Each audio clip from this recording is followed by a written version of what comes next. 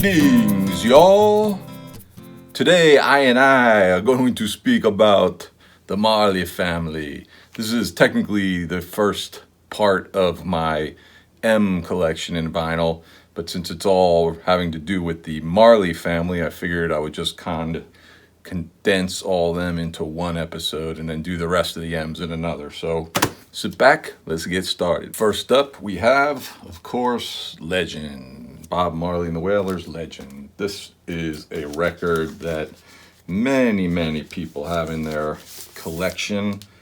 It was released in 1984. It's sold over 11 million copies. I think it's the best-selling reggae album of all time. It's a compilation, a best of. A really good kind of introduction to Bob Marley, I guess you would say. It was criticized a little bit for keeping a lot of his more politically themed songs off of it. It's a lot more laid back tunes. You know, this is why all your beach clubs and places like that play this probably nonstop. But it's full of great songs. You know, there was some other criticisms of it at the time. I think the guy responsible for creating the track list admitted that it was geared more towards a white audience. But, you know, whatever. I still think it's a good record, whatever your issues may be with this album. I got this pretty early on after I picked up my record player. I think I bought it online somewhere. I thought it'd be a good record to have. You know, there's lots of good this thing is full of great tunes. Is This Love, No Woman, No Cry, Buffalo Soldier, Stir It Up, Exodus, Redemption Song, Waiting in Vain, I Shot the Sheriff. You know, everybody knows all these tunes.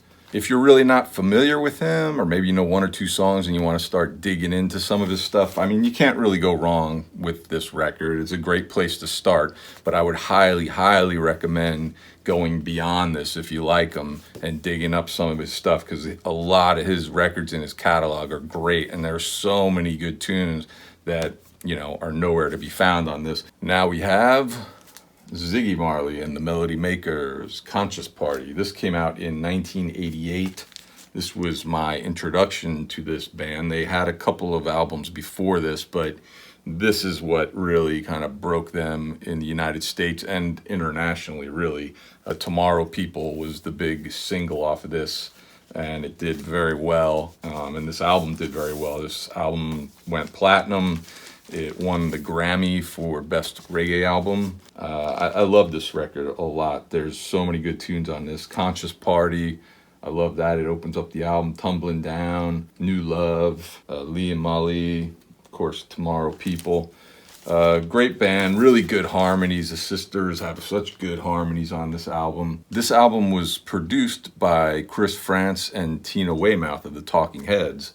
I don't know, I mean, you know, they were into a lot of different types of music, so I imagine somehow they crossed paths with the Melody Makers and wanted to produce them. I picked this up at Holdfast Records in Asbury Park. They always have a great selection of reggae music. The owner actually goes to Jamaica, I don't know, maybe a couple of times a year, or at least once a year, and comes back with all these, you know, albums and stuff that he buys down there at record shops. So, you know, if you're looking for reggae music, that's where you want to go. Check out Holdfast in Asbury.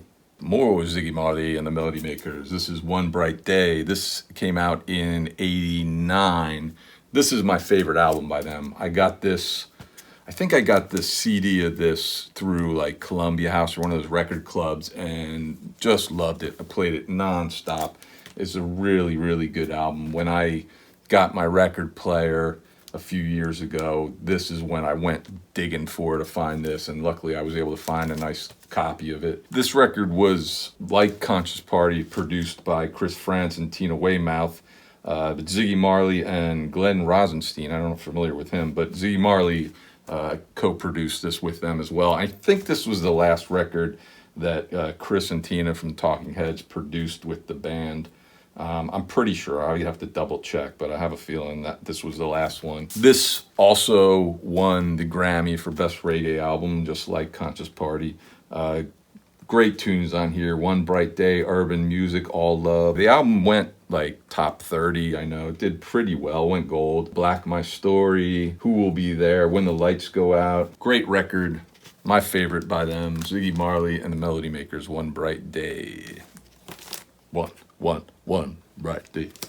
And finally, for our special Marley family edition of the show here, we have Free Like We Want to Be, Ziggy Marley and the Melody Makers. This is a really good record too. This came out in 95.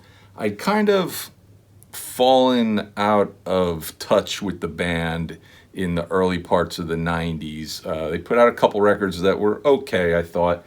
By the time this came out in 95, I wasn't really paying much attention to the band.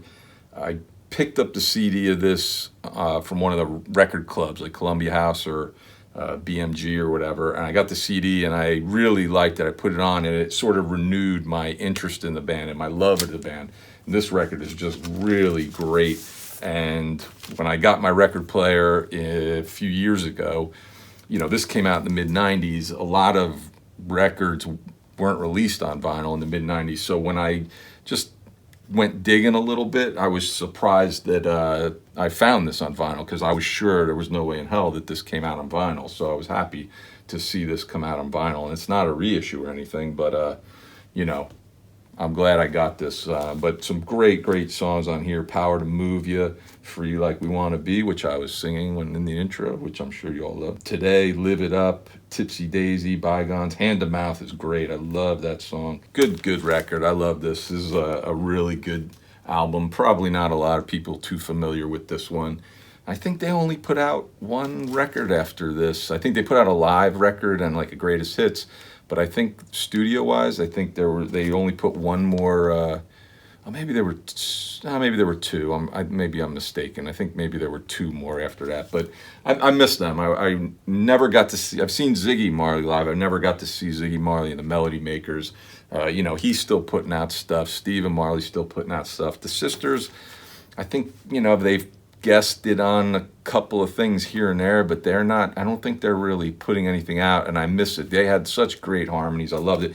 Ziggy put out a song on a solo record a few years ago. I think it was called something to do with Mars. It's slipping my mind right now. But the sisters sang backup on it, and hearing it the first time, I was just like, oh man, there they are. So great. I wish they would get back together and record a whole new album and tour. I don't know really. I mean, I can only imagine that maybe they just got tired of it or something. But great band, Ziggy Marley and the Melody Makers. All right, so that's the end of that episode. I'm gonna do another episode with a bunch of artists with the M letter, but I figured it'd be best to just kind of compact this into its own episode since they're all sort of related that way. And I wore this silly hat. Anyway, so, subscribe, like the video. Please leave me a comment. Let me know what you think of Ziggy Marley, Bob Marley, Stephen Marley, the whole family, or these records or any of their other stuff. And keep watching. I appreciate it. See you next time.